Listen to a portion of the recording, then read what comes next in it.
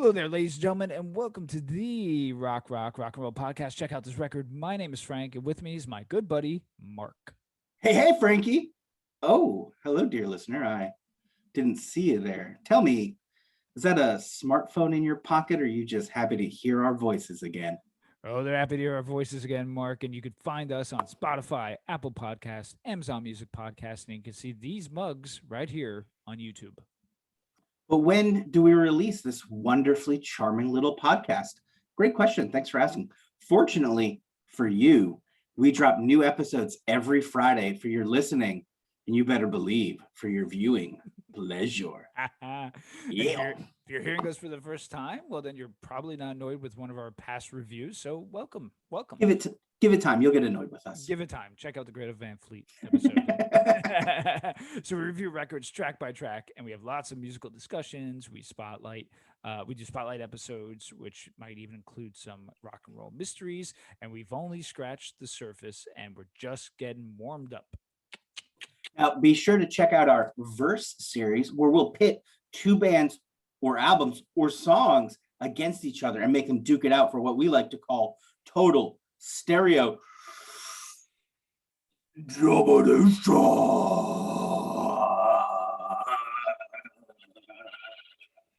See, the motion is what did it there. I think next time I have to, Yeah, you gotta try that. I don't know if your cheeks jiggle the way mine do. That's what really gets it. You get that air pocket between the jiggling cheek. I heard. And then the fat of my cheeks just helps to just push the air around. It's really beautiful. Yeah. Yep. I mean, it looks stress relieving too, but so be sure to check us out on Instagram, Facebook. Hopefully this will leave you wanting more of our musical goodness, Mark's random nonsense, as we just heard. But if you have a record you want us to check out, drop us a comment wherever you find us. While you're at it, like, subscribe, give us a review and a rating. So Mark, I'm going to say this to you.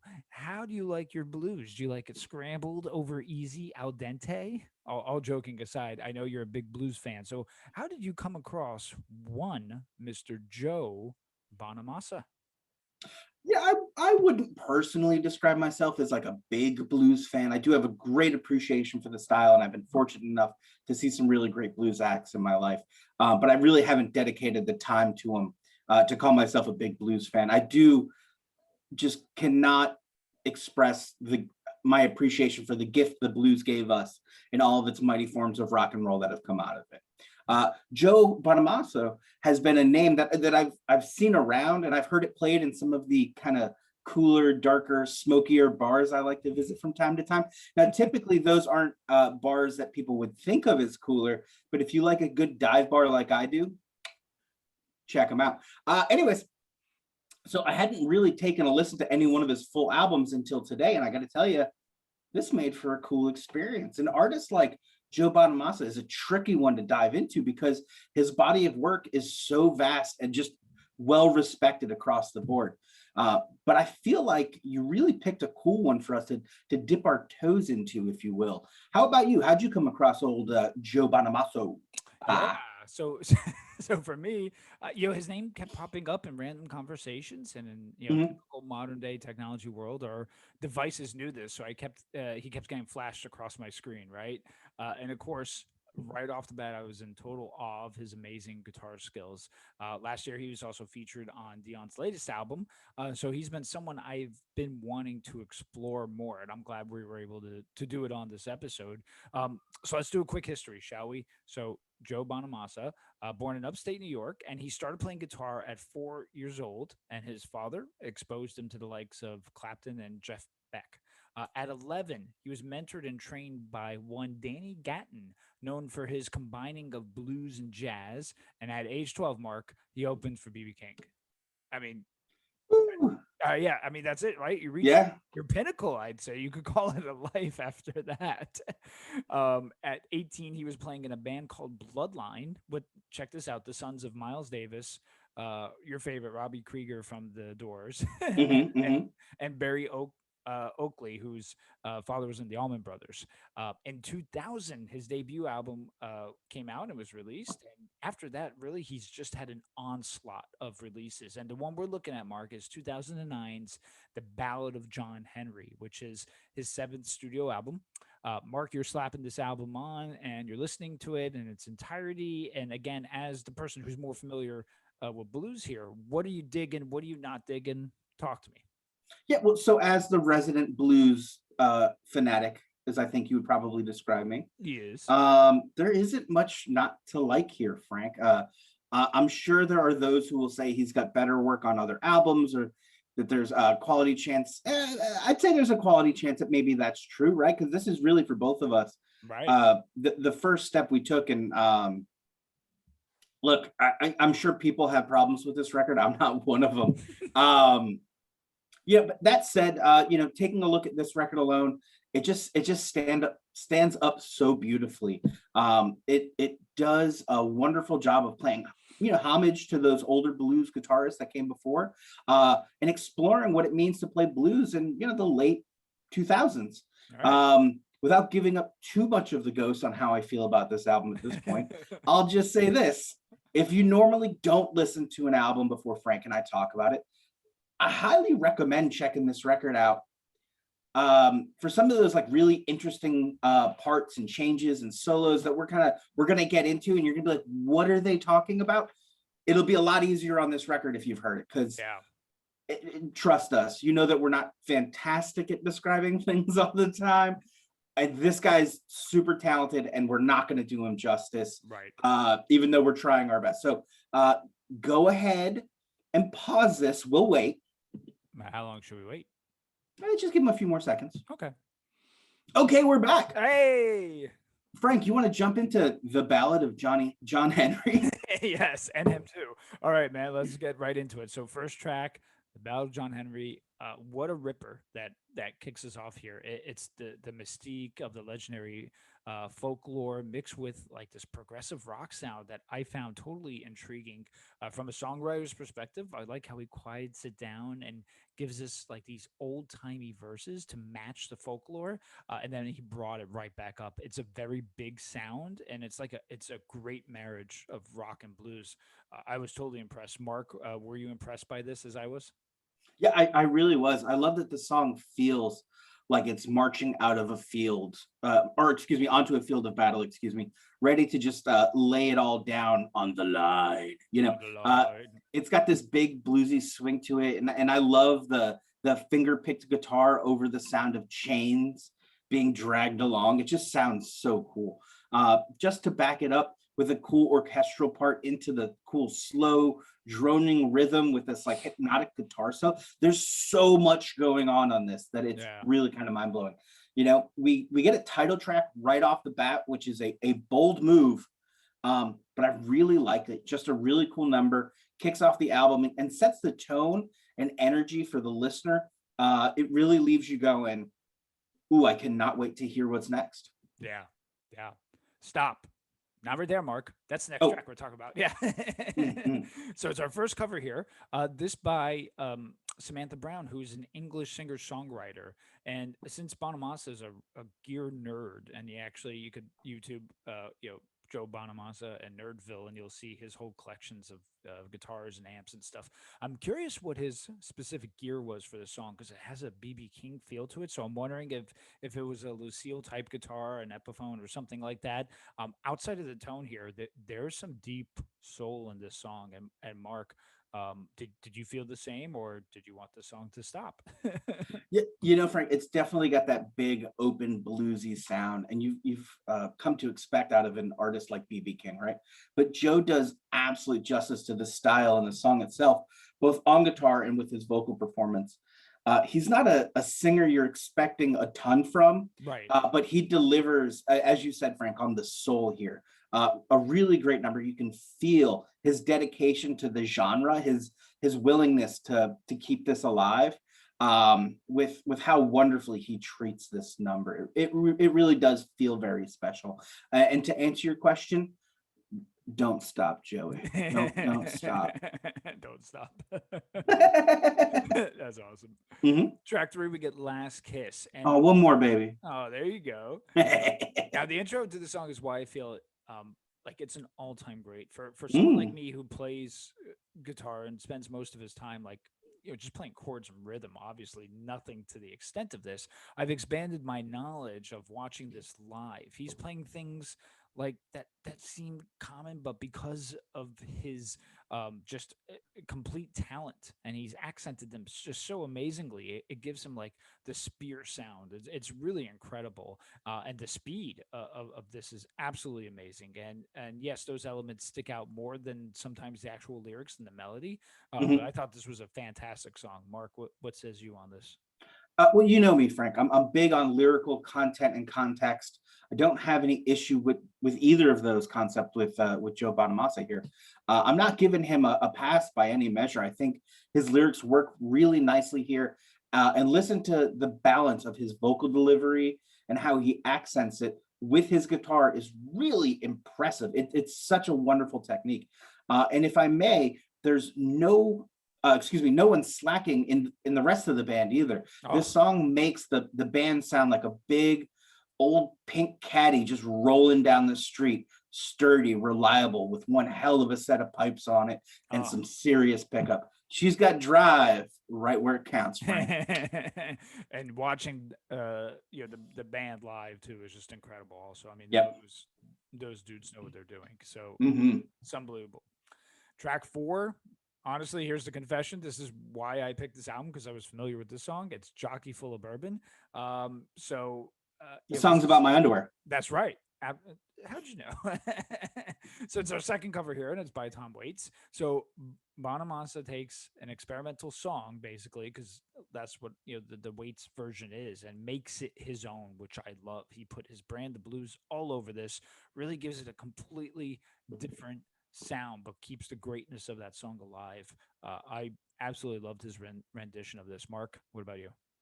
Yeah, I'd listen to a whole album of this of Bonamassa does weights. I feel like this Good. song kind of got lost on one of the like a one lane highway Mississippi back road somewhere and just drove like head first into a telephone pole hardwired directly to the blues. Oh, Really impressive track. Uh, it just such a unique take on such a unique song. right. Really interesting, really well done. And as we mentioned before, with his kind of gentle handling of other people's music, he um, really does his best to honor Tom Waits with this performance, and it's really gorgeous. Obviously, he's not trying to sing like him, which I loved, Right. right? And he does a great job of wrapping the band around how do we orchestrate this number, and it Yeah. just really kills it. Definitely check that one out. Absolutely. So good. So good. And there's an acoustic live version too on one of his million Ooh, records. yeah. Again, sounds amazing. Sounds amazing. Track five, Story of a Quarryman. Again, another ripping and roaring opening riff. Very smooth and a great amount of sustain. It gives us this really punchy tone, which is great. I want to, again, add that the backing band here is so tight. Mark, what'd you think of this tune? I just need to crack a beer real quick with this number. I mean, like this, it just makes me want to drink beer. It feels so good. I don't want to call this like textbook blues rock. It really is an elevation of the style, and it's just timeless and wonderful. It's got this richness to it, almost a texture, if you will, Frank. Just Yes. amazing. He can make his guitar sing here. Uh, Uh, Changing these sweeping solos to epic sonic climbs back into like foot thumping drive. It feels so big that just calling it blues rock doesn't really do it justice. It's got that presence about him you would expect out of a song about a quarryman. It's yeah. just got that bigness to it. You expect to see, just like the first track, you expect to see this like ogre lumbering out at you, and the song carries that weight and that presence really beautifully done, Oh, man. so good. So good. Hmm. Track six, Lonesome Road Blues, a more classic blues sounding song as opposed to the previous tracks. I think Hmm. I hear some Billy Gibbons here, Mark. Watching this live, he's got a capo on the second fret, which shortens the neck, and that gives us some different options for him to go to on the guitar. I wouldn't say this song outside the Roaring solo is like overly memorable, but not every song I think has to be on an album like this because a lot again are a showcase for him and for his leads and playing guitar. Mark, what'd you think about this tune? Yeah, sure. I don't think this is a bright spot on the album, but it's a fun number with great drive. And as you mentioned, just an outstanding solo. I love how this band can shapeshift into whatever Joe wants them to sound like. I love Yeah. that big organ sound here. I absolutely love that classic Hammond organ sound. It just makes me feel good. I like it reminds me, this is a very specific memory, Frank. It reminds me of going to biker bars with my dad when I was like 13 or 14. And he had no idea what to do with me. He was a recovering alcoholic. So he sat there drinking Diet Coke while I played pinball.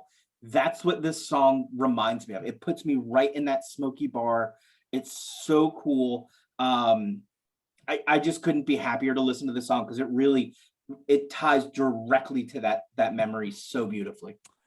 I mean, ladies and gentlemen, we just saw the beauty of music where it could do that, right? I Yep. mean, Yeah. that's No, it really just absolutely like, you and I joke all the time when we do older albums, right? We're gonna get in the time oh, machine and go back, right? This song transported me directly to the that's awesome. shittiest dive bars North Carolina has to offer, Right. filled with the scummiest, sweatiest men you've ever seen.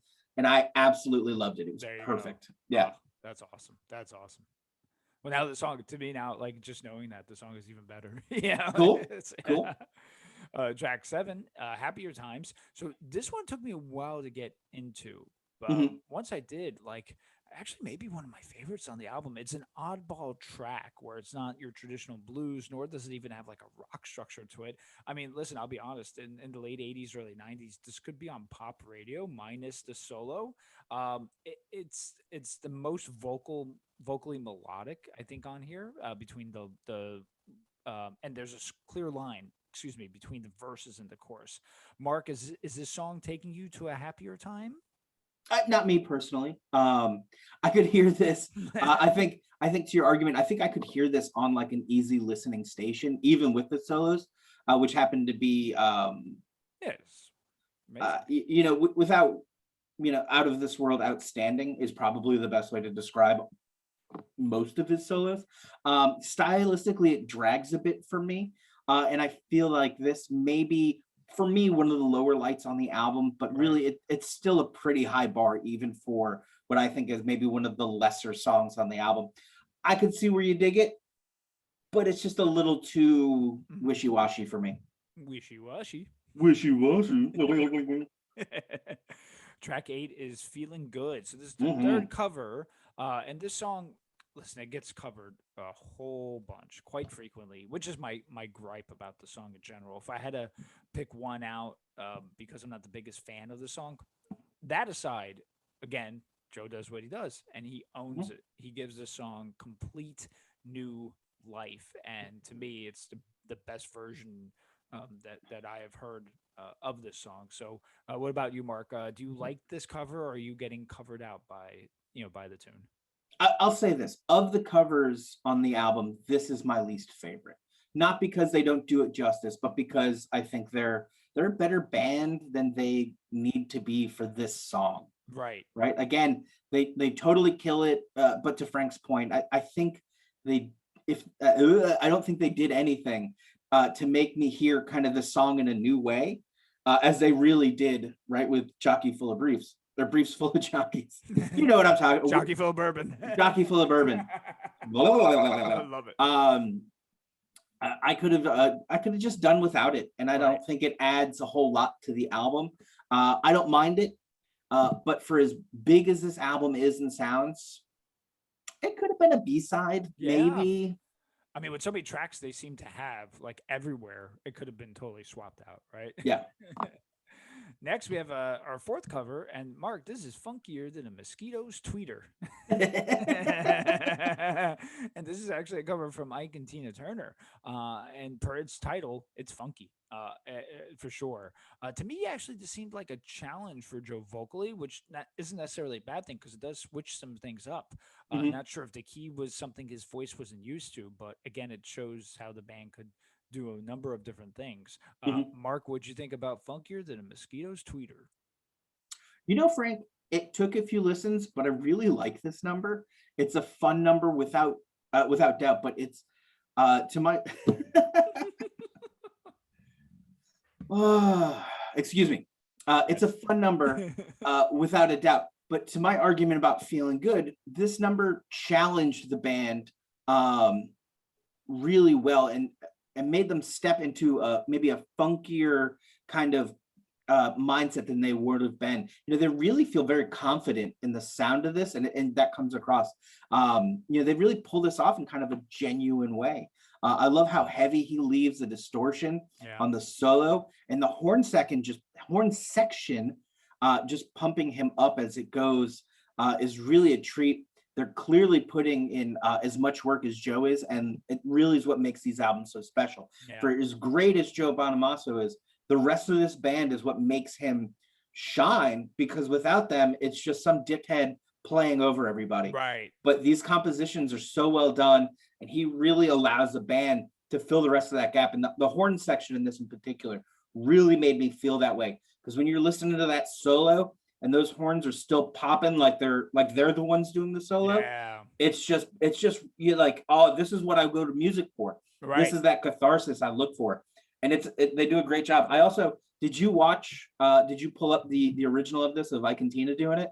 No, I have not. It's kind of amazing. Is it okay? It's I gotta check totally that out. amazing. I gotta check Hmm. that out. Okay, cool, cool, cool. And yeah, to your point, when you have the level of musicianship as we're seeing here, they're all raising each other's bars Yeah. when they're playing. So everyone like has to play like a little bit better and a little bit better, which Hmm. is awesome. Track 10, The Great Flood.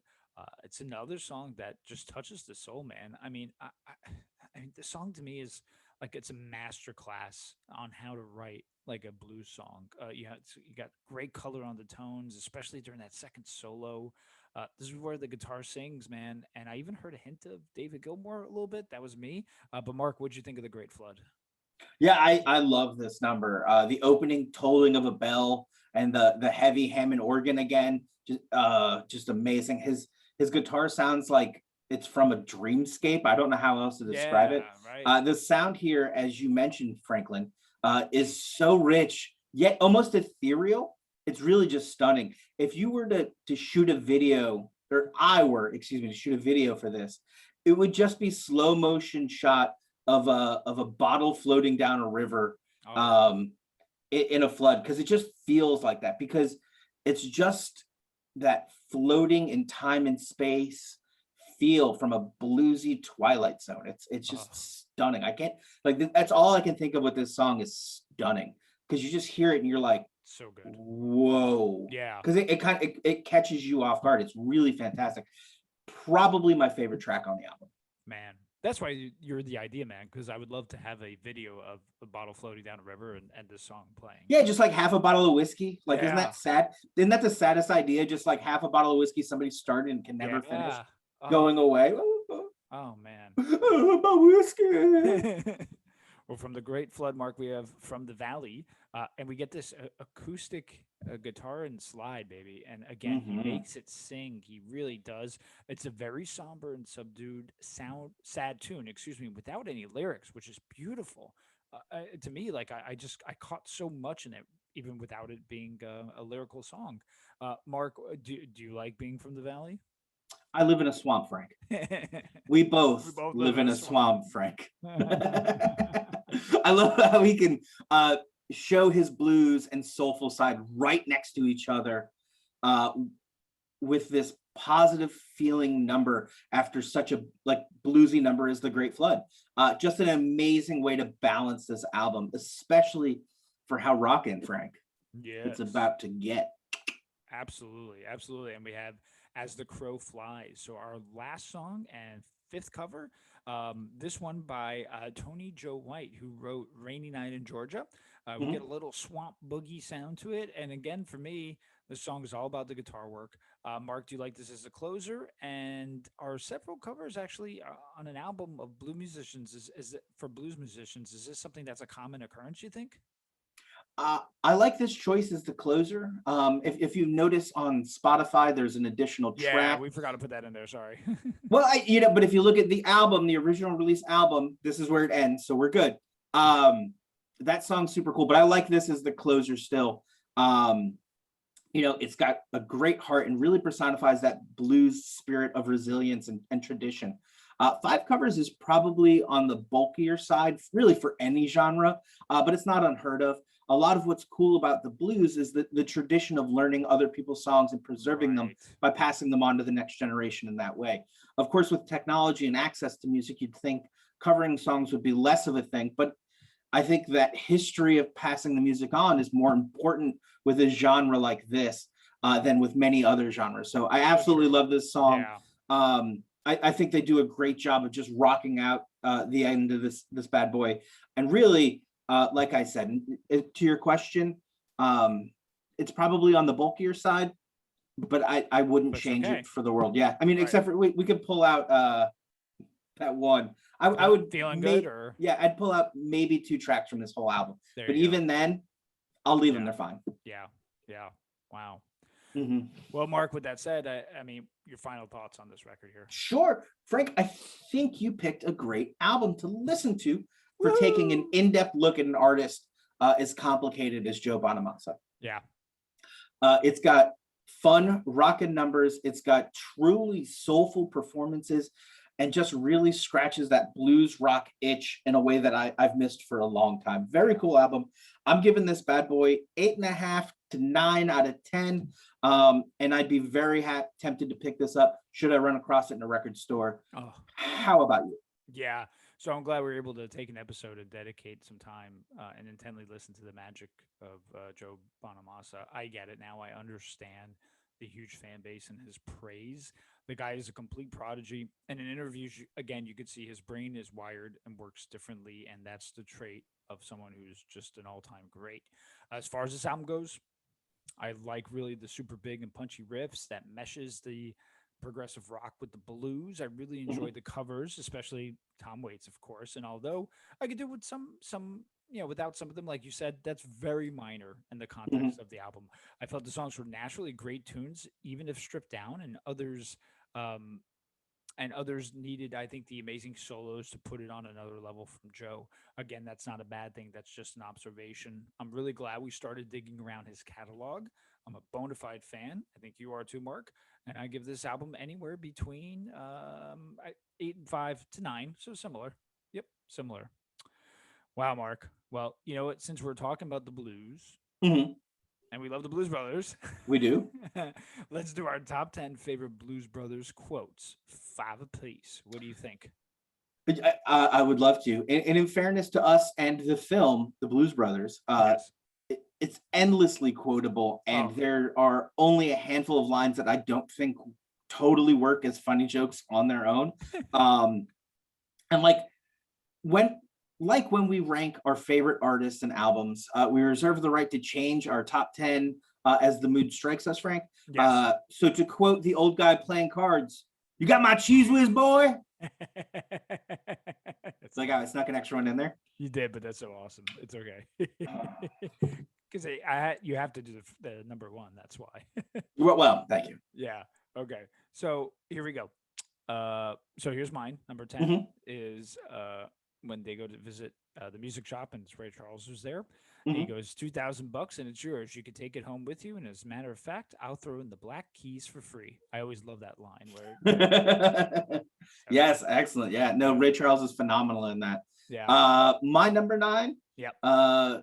when Jake and Elwood are going to track down the band, they run into Mrs. Tarantino. Yes. Uh, and she says, "Are you the police?" And Elwood replies, "No, ma'am, we're musicians." Yeah. I love it. I I know. love And it it. says it with such conviction. It's beautiful. Hmm. When they're going to get Matt Guitar Murphy, this is number 8, where Aretha Franklin's taking the order. And he goes, "I'll have some toasted white bread, please." And she goes, "You want butter or jam on that toast, honey?" And he goes, "No, ma'am, dry." And just again, similar to the "No, ma'am, we're musicians," he just says it with such conviction. So that's Yep. number 8. What about number 7 for you, pal? So, Sister Mary Stigmata, better known as the Penguin, Right.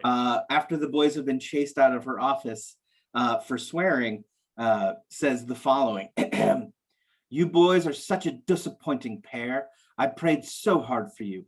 It saddens and hurts me to think that two young men whom I raised to believe in the Ten Commandments have returned to me as two thieves with filthy mouths and bad attitudes." I love it. And then she just like levitates away. It's the best. But and I told you this too off the air, so to speak. But Hmm.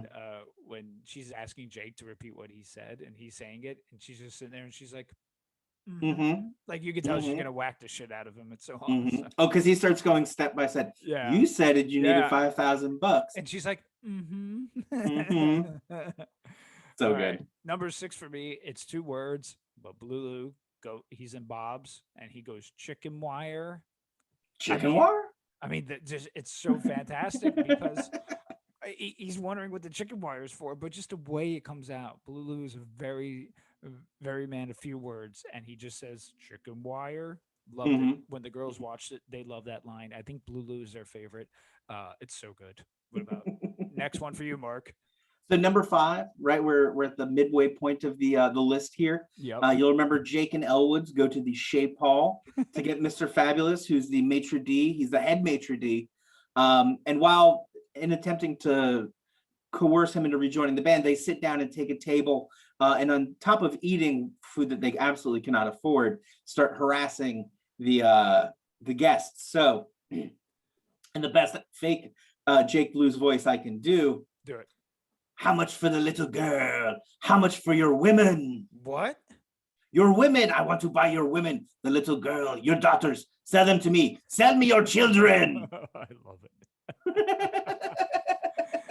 Did you catch who was one of the waiters for them? Pee Wee Herman. Pee Wee Herman. Yep. That's There you correct. go. Oh, love it. I knew that's where you would go with that question. Yeah. Of course, of course. And I knew where he was going, which was a movie theater. That was much later, but Yeah, yes, I know. he has definitely been to at least one movie theater since filming his scene in the Blues Brothers. All right, number 4 is Burton Mercer, which is John Candy's character. He goes, "What car are we?" 5-5. "Car 55, and we're in a truck." So this is when they're chasing them at the end, and they literally just fly like off the freeway into a truck, and he I just love it. casually is like, "We're in a truck." The minute I see Elwood go, Jake, I gotta go to the bathroom, and then he takes out that the railing to go down the side of the highway, Yep. I immediately start laughing because I know that scene's coming up, and So just good. the cars start piling up, and the next thing you know, it's in the air, it's in the side of that truck. So We're good. in a truck. We're in a truck. So casual. Mhm. Mark, number 3. Number 3. So we're actually going to do Burton Mercer again. He's probably got some of the least lines in the movie, Right. but they're the funniest to me and Frank. So the big show is happening. All of the cops have come in. Mercer and the 2 highway patrolmen that are actively chasing the Blues Brothers decide to sit down and see the band because they've never even seen them play. And of course, we get this: "Who wants an orange whip? Orange whip? Orange whip? 3 orange whips." It just makes another cop go get him. I know, it's so awesome. He's like, "I want to hear them play." Yeah, it's so good. I haven't even heard him play yet. I love it. Oh man. All right. Well, number 2 is we're back at Bob's Country Bunker, and Mhm. I even wrote a song once with the title of this, but he's asking, I guess, Mrs. Bunker. That sounds funny, but excuse me, what type of music do you usually have here? And she goes, "Oh, we have both kinds. We have country and western." Mhm. And well, you can tell he's like, "We're screwed." Yep, it's amazing. Uh, And then, of course, number I 1, picked for number 1. I picked arguably the most famous iconic. quote from the Blues Brothers. Right? It's not "We're on a mission from God." It comes up too much in the car after the big gig. Elwood says it's 106 miles to Chicago. We've got a full tank of gas, half a pack of cigarettes. It's dark, and we're wearing sunglasses. Hit it. That's right. Oh And my that's, God. I mean, listen, we could do this list every week and have Oh, 10 different things 10 for it different because things. it's Absolutely. just amazing. So amazing. I'm so Yeah. glad we were able to incorporate this into the episode. I love what's the Maurice line where he's talking about calling Maurice line to get gigs, and Yeah. he goes, he got us the show here and he got us the show there. I got him laid. He owes us. He owes me. Yep. Yep. I love it. So good. Yeah, it is. Mate, I want to watch it now again. I watched it last night just in I preparation know. for this. Oh, it's so good. Well, that was fun, Mark. So why don't you tell everyone what we have planned next week? First, you traded the Cadillac for a microphone. Then you lied to me about the band. And now we're going to listen to the Bouncing Souls, How I Spent My Summer Vacation, which just turned 20 years old a few weeks back. Wow. Okay. Yeah. So when you told me that earlier, I was just, I'm in awe that thing turned 20 because I'm stoked, right. First of all, to talk about it, and just moderately depressed that the fact that thing is 20, because it just seemed like yesterday I was going to the CD store to get it. So, yeah. Oh man, I can't wait. That's a good album that I haven't listened to in a while. So I'm gonna give it a nice re-listen again, and I can't wait to talk about it. So are you ready for next week when I hold my copy of it in vinyl up? Oh, do it for you. Are you ready for that? Please. It'll happen next week. I own it already. I just didn't bring it up for the recording. Okay. Oh, it'll come up next week. You're not gonna go out and get like another copy of a different color vinyl and then. I mean, are you talking about because I pre-ordered that other Leatherface on clear? Oh, you did? I didn't know that happened. Yeah, I did. I figured you just figured I did. It's fair. It is fair. It's fair. Well, thank you for listening, everyone. I hope you enjoyed this episode. We really did. I did. Yeah, super into Joe Bonamassa, and the guy's awesome. So thank you, everyone. Thanks for listening. Like, subscribe, recommend. Until then, stay safe, everyone. Yeah. Hey, check out that fucking record, dude. And now, it's that time. Say it with me, folks. Oh my. Oh hell yes. Oh. Bye-bye. Recording has ended.